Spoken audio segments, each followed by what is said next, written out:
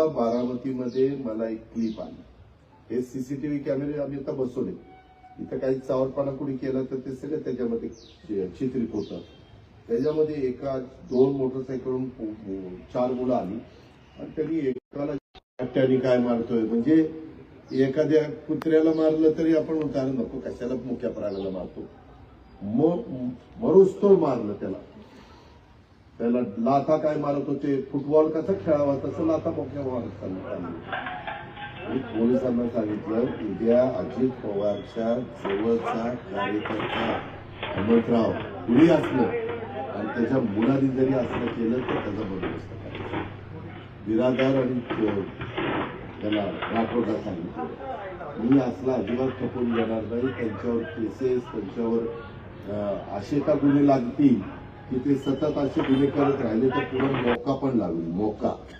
मकोका त्याला आपण मोका म्हणतो पण ते खरं मकोका आहे. तर मेहरबानी करा, कुणी कायदा हातात घेऊ नका. कुणी तुमचं काही चुकीचं केलं आमच्या पोलिसांच्याकडून तक्रार करा. त्यांनी आमचा विनयभंग केला, जे काही केलं असेल ते. पण तुम्हाला आता 14 तारखेला आमच्या घटनेचे शिल्पकार डॉक्टर बाबासाहेब आंबेडकरांची जयंती आहे.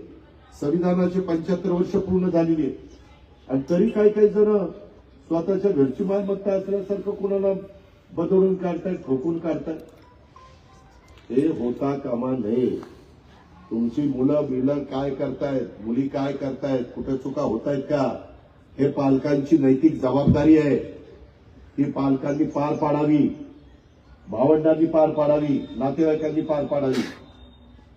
याची नोंद कृपा करून सगळ्यांनी घ्यावी. आणि मला तिकडे फोन येतात मुंबईत, जाऊ द्या दादा ते चुकलंय, पोटात घ्या. पोट फुटायला लागलं काय, पोटात घ्या काही सांगतात. सांगणाऱ्याला पण लाज लज्जा शरम कशी वाटत नाही की एवढं त्याला बेदम मारलं. त्याला काय शिक्षा कठोर झाल्याशिवाय लोकांना त्याची किंमत कळत नाही. म्हणून